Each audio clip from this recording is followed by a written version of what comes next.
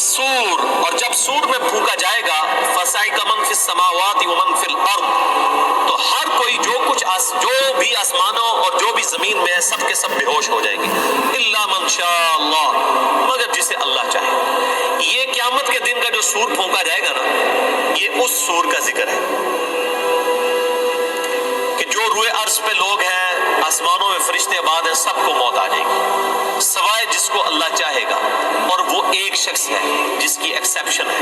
وہ بخاری مسلم میں حدیث ہے، نبی علیہ السلام فرماتے ہیں ایک صحابی کا، حضرت ابوبکر صدیق کا ایک یہودی سے جھگڑا ہوا،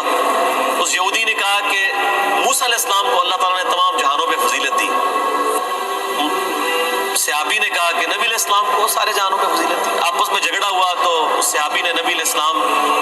کی محبت میں اس یہودی کو تھپڑ مار دیا، یہ بخاری مسلم دونوں میں، مقدمہ نبی علیہ السلام کے پاس پیش ہوا، آپ نے اپنے صحابی کو ڈانٹا اور فرمایا مجھے یونس پہ بھی فضیلت مت دو، اور یونس وہ ہیں کہ جن پہ اللہ تعالیٰ کی طرف سے عطاب آیا، پھر اتنا عطاب کہ سورہ الصافات میں ہے کہ اگر یونس اللہ سے توبہ نہ کرتے تو مچھلی کے پیٹ سے اس دن نکالے جاتے جس دن مردے اپنی قبروں سے نکالے جائیں گے،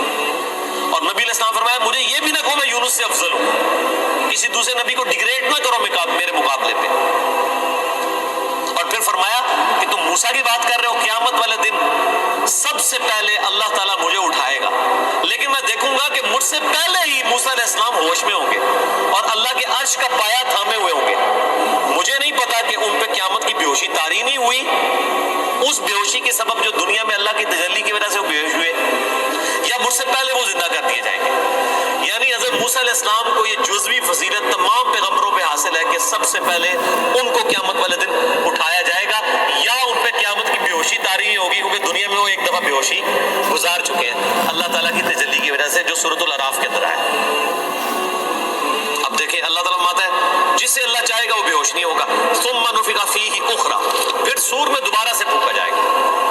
فاذا هم قیام ینظرون، تو سب کے سب لوگ زندہ ہو جائیں گے اور یوں کھڑے ہو کے ایک دوسرے کو دیکھنا شروع کر دیں گے، انتظار کریں گے کہ اب کیا ہونا ہے۔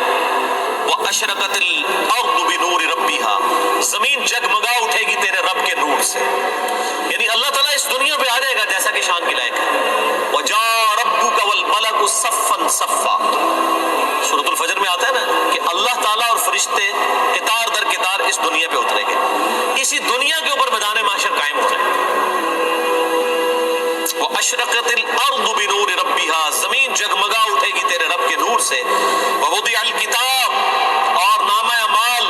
کا دفتر سامنے رکھ دیا جائے گا۔ وجیء بالنبیین والشہداء، اور بلایا جائے گا نبیوں کو بھی اور شہداء کو، شہادت علی الناس کرنے والے لوگ جو نبیوں کے بہاف پہ نبیوں کا پیغام ان کی امتوں تک پہنچاتے ہیں، ان کو کہتے ہیں شہید۔ ایک تو وہ شہید ہے جس کو آپ شہید سمجھ رہے ہوتے ہیں جو جنگ میں مارا جائے، یہ تو بہت چھوٹا شہید ہے، اصل شہید وہ ہے جو اللہ کی دعوت لے کے اٹھتا ہے اور شہادت علی الناس کرتا ہے، جو بخاری مسلم میں موجود ہے، کیا میں نے اللہ کا پیغام تم تک پہنچا دیا؟ صحابہ نے کہا یا رسول اللہ صلی اللہ علیہ وسلم پہنچا دیا، تو آپ نے 3 دفعہ فرمایا اللہم اشہد اللہم اشہد اللہم اشہد، تینوں دفعہ آسمان کی طرف انگلی اٹھائی، پھر اصحاب کی طرف، اے اللہ گواہ رہنا، اے اللہ گواہ رہنا، اے اللہ گواہ رہنا، یہ مان رہے ہیں کہ میں نے پیغام پہنچا دیا، اور پھر فرمایا اب تمہاری ذمہ داری ہے کہ تم اس پیغام کو لوگوں تک پہنچاؤ جو یہاں پر موجود نہیں ہے،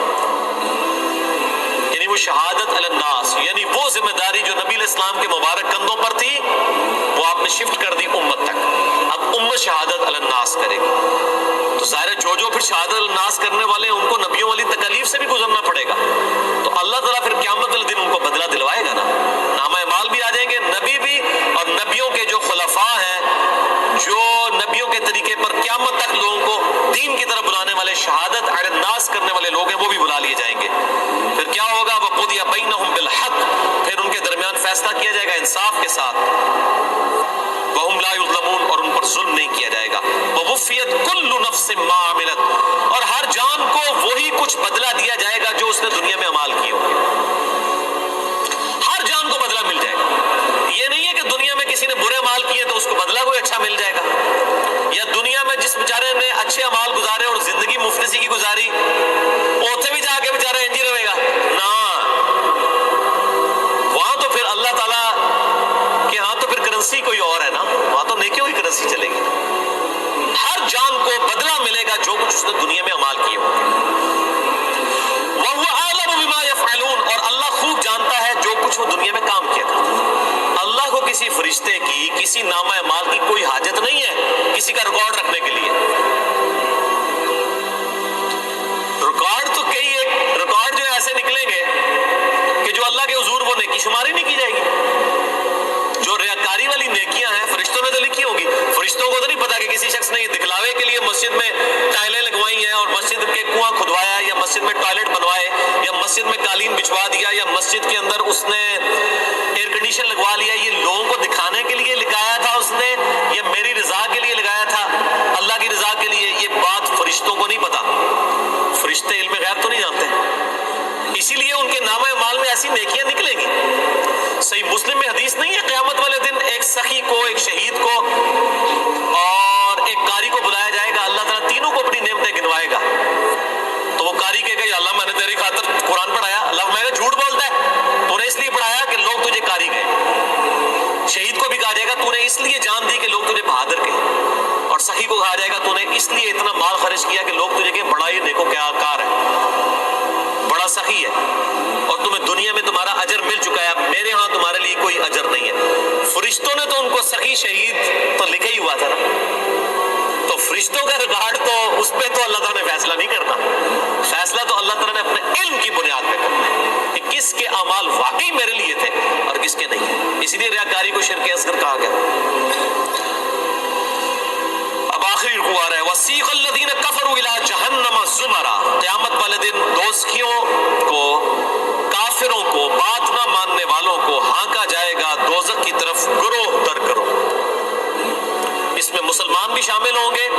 اس میں کافر بھی شامل ہوں گے۔ وہ مسلمان جو عملاً کافر تھے، صرف وہ شناختی کارڈ میں مسلمان تھے، نماز کوئی نہیں پڑھتے تھے۔ حَتَّى إِذَا جَاءُوهَا، جب کہ وہ دوزخ کے پاس آئیں گے، فُتِحَتْ أَبْوَابُهَا، تو دوزخ کے دروازے ان کے لیے کھولے جائیں گے۔ وَقَالَ لَهُمْ خَزَنَتُهَا، تو اب دوزخ کے اوپر جو داروغہ ہے، خزانچی ہے، جو سمجھ لیں وہاں کی مینجمنٹ چلا رہا ہے، حضرت مالک علیہ السلام، سورہ الزخرف میں ان کا نام بھی آیا ہے، تو دوزخ کے پورے معاملات ان کے انڈر ہیں، چیف ایگزیکٹو ہیں وہاں کے۔ تو جب دوزخیوں کو لایا جائے گا نا دوزخ کے دروازے پہ، تو پہلے جو جنہوں کے اندر پہلا میڑا جڑا نا انہوں نے مارنا ہے۔ وہ خزانچی کیا کہے گا؟ وقال لهم خزنتها، وہ خزانچی کہے گا الم یاتکم رسل منکم، کوئی تمہارے پاس کوئی رسول نہیں آیا تھا دنیا میں؟ اوے بدبختو دوزخ تک پہنچ گئے ہو، کیا تم ایسے لوگ ہو کہ جن کے پاس کوئی رسول نہیں آیا کہ ان کو پتہ ہی نہیں چلا؟ اصل میں تو رسول آیا ہوگا، یہ ان کو ٹونٹ کروایا جا رہا ہوگا۔ اور آپ قربان جائیں، اللہ نے آپ کے اوپر کتنی نعمت تمام کی اور میرے اوپر کتنی نعمت تمام کی کہ قیامت کے دن کا ڈراپ سین، وہ ویڈیو پہلے ہی قرآن میں چلا کے بتا دیے کہ یہ کچھ ہونا ہے۔ اگر یہاں میں کسی کو یہ مستقبل کی ویڈیو دکھا دوں آپ میں سے کہ جی آپ میں سے جو فلاں شخص بیٹھا ہوا ہے، جیسے ہی یہاں سے سیڑھی اتر کے روڈ کراس کرے گا ٹرک کے نیچے آ کے مارا جائے گا، ویڈیو دیکھ لے اپنی، ایتوں نکلنا ہی نہیں ہو، تسی کہہ رہے میری کمر ہی تے بنا دو، میں نہیں اڑتا، یہی ہوگا نا۔ لیکن یہ قیامت کے دن کا ڈراپ سین بتایا جا رہا ہے، لوگوں کے کان پہ جوں تک نہیں رینگتی، اور اکثر لوگوں کو تو وہ یہ چیزیں قرآن پڑھنے سے ہی دور رکھا جاتا ہے۔ تو اللہ تعالیٰ ماتا ہے کہ وہ خزانچی کہے گا تیرے پاس کوئی رسول نہیں ہے تمہارے پاس، منکم یتلون علیکم آیات ربکم، جو تمہارے رب کی آیات تم پر تلاوت کرتے، وینذرونکم لقاء یومکم ھذا، اور تمہیں ڈراتے آج کے دن کی ملاقات سے کہ تمہیں اپنے رب کے حضور پیش ہونا ہے۔ اس جو یہ ملاقات ہونے والی تھی اس کا ڈر سنانے والا کوئی پیغمبر دنیا میں نہیں آیا تھا۔ اب دیکھ لیں اللہ کے حضور بزرگوں والا کوئی کنسیپٹ نہیں ہے، اللہ کے حضور دائی جو ہے، امام جو ہے وہ صرف پیغمبر ہے۔ یہاں تو ہونا چاہیے تھا نا کہ کوئی بزرگ نہیں آئے، کوئی فرقیاں دے بزرگ، کوئی شیخ الحدیث جنہوں نے تانوں گل دسی ہوئے، وہ سارے کے سارے ڈاکی ہیں۔ اصل میں جو ریپرزینٹیٹو ہے گاڈ کا آن دا فیس آف ارتھ وہ صرف پیغمبر ہوتا ہے، باقی تو سب ڈاکی ہیں، سب کے سب، وہ تو مڈل مین ہے۔ اصل میں جو پرسنالٹی ہوتی ہے وہ صرف پیغمبر ہوتا ہے۔ قالوا بلا، وہ کہیں گے ہاں کیوں نہیں آیا تو تھا، ولکن حقت کلمۃ العذاب علی الکافرین، لیکن اب کیا ہو سکتا ہے جو بات نہیں دنیا میں مانتے تھے اپنے پیغمبروں کی، ان پر اللہ کا عذاب تو آ کے رہنا تھا، ہم نے دنیا میں بات نہیں مانی، ہمارا یہ انجام ہو کر ہی رہنا ہے۔ قیل ادخلوا ابواب جہنم خالدین فیہا، کہا جائے گا کھولو دوزخ کے دروازے، داخل کر دو ان میں، ان کو ہمیشہ کے لیے۔ فبئس مثوى المتکبرین، کیا ہی برا ٹھکانہ ہے تکبر کرنے والوں کا۔ اور تکبر کی ڈیفینیشن میں پہلے بتا چکا صحیح مسلم سے کہ تکبر یہ ہے کہ تم حق بات سے اناد کرو اور لوگوں کو حقیر سمجھو۔ اب سائملٹینیس کنٹراسٹ، اہل جنت جو ہے وہ کیسے پیش ہوں گے؟ وسیق الذین اتقوا ربهم الی الجنۃ زمرا، اہل جنت کو بھی گروہ در گروہ جنت کی طرف لے جایا جائے گا، یعنی جنتی بھی گروہوں کی شکل میں چل رہے ہوں گے۔ ظاہر ہے کہ کسی ایک دائی کی آواز پہ لبیک کسی نے کہا ہوگا، یعنی ہر زمانے میں حق کی آواز بلند کرنے والے لوگ موجود ہیں جنہوں نے اپنی عبادت نہیں کروائی، اللہ کی عبادت کروائی۔ ایک وہ لوگ آواز بلند کرنے والے ہیں جنہوں نے اپنی تجوریاں بھری، جنہوں نے اپنے نذرانے بھرے، جنہوں نے لوگوں کو اپنی ذات کی طرف لگایا، اور جب ان سے کہا گیا کہ اللہ کے ساتھ لگاؤ تو کیا جو پیچھے تو اللہ ہی ہے نا جی، اور جب کہا گیا کہ نبی علیہ السلام کے ساتھ لوگوں کو جوڑو تو انہوں نے کہا جی یہ بزرگ جو ہیں جو ہمارے امام ہم نے کھڑے کیے ان کے پیچھے نبی علیہ السلام ہی ہے، نبی علیہ السلام کو بھی بیک فٹ پہ کر دیا، اللہ کو بھی بیک فٹ پہ کر دیا۔ ان بزرگوں کی بات نہیں ہو رہی، واقعی جنہوں نے اللہ کی دعوت دی ہے، شہادت علی الناس کرنے والے، گروہ در گروہ جنت میں داخل کیے جائیں گے۔ حتی اذا جاؤہا،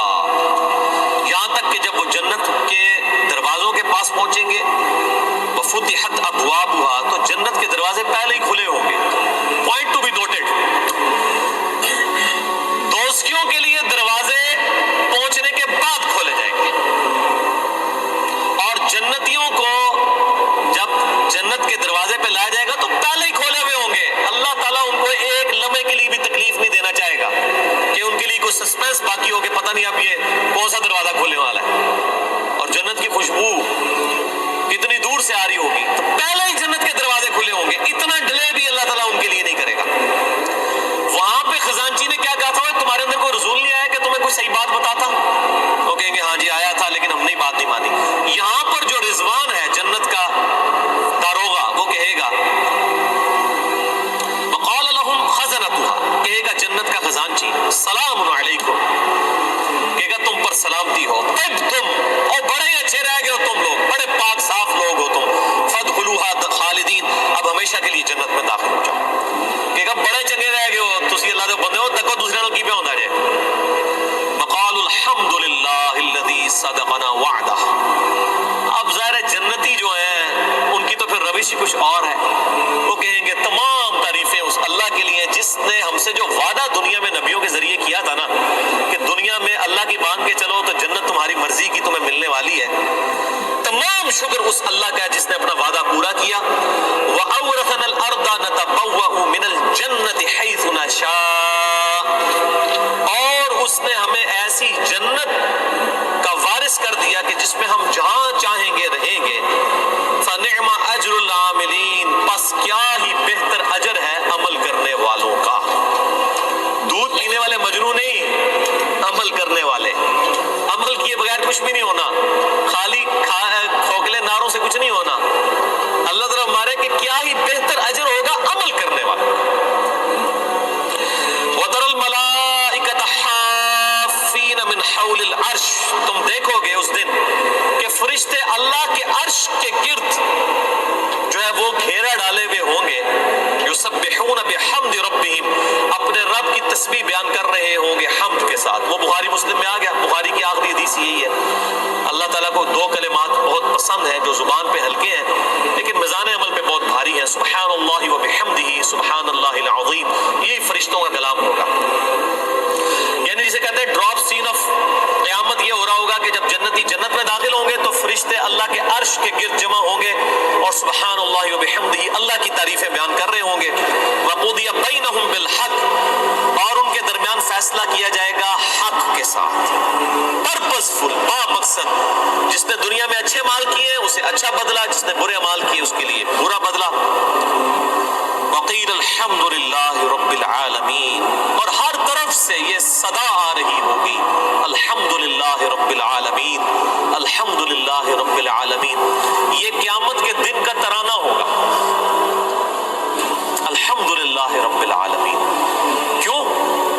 یہ ساری کائنات اسی نے سجائی، اسی نے مخلوقات کا سلسلہ شروع کیا، اسی نے زندگی اور موت کے معاملات رکھے۔ یہ پورے کے پورا جو ایک آپ سمجھ لیں سٹیج سجایا گیا تھا نا، اس کی کنکلوژن جنت اور دوزخ کی شکل میں ہوگی نا۔ جب تو جنتی جب جنت میں پہنچیں گے نا تو بس حقیقت بات ہے کہ یہاں بیٹھ کے احساس ہو رہا ہے کہ جس شخص کو دوزخ سے بچا لیا جائے گا تو اس کی تو زبان سے ہی تسبیحات ختم ہی نہیں ہوگی۔ شکر ہے یا اللہ تیرا، شکر ہے یا اللہ، تیرے لیے ساری تعریفیں ہیں، تو نے بچا لیا۔ تو قیامت کے دن حمد کا ترانہ کیا ہوگا؟ الحمدللہ رب العالمین، تمام تعریفیں اللہ کے لیے۔ ہر طرف سے یہ ندا آ رہی ہوگی، الحمدللہ رب العالمین، الحمدللہ رب العالمین، الحمدللہ رب العالمین۔ اور یہاں لوگوں نے وہ اپنے بزرگوں کے نعرے بنائے ہوئے ہیں، اور جی ہم تو اس طریقے سے نعرہ مارتے ہوئے جائیں گے، اسی تے ادھر کٹھے ہوواں گے، اسی اینجو مانگے، او بھائی کچھ بھی نعرے نورے نہیں ہوتے۔ ایک اللہ کی حکومت ہے، لمن الملک اليوم للہ الواحد القہار۔ آج کے دن کس کی بادشاہت ہے؟ ایک اکیلے اللہ کی، جو سب پہ چھایا ہوا ہے۔ اسی پہ سورہ الزمر مکمل ہوئی۔ اب سورۃ المؤمن انشاءاللہ اگلی کلاس میں شروع کریں گے، ہمارا ٹائم پورا ہو چکا ہے۔ اینڈ پہ اللہ سے دعا کرتے ہیں کہ اللہ تعالی ہمیں ان لوگوں میں شامل فرمائے کہ جو جنت میں جائیں گے اور ان کی زبانوں پر حمد کا ترانہ ہوگا، الحمدللہ رب العالمین۔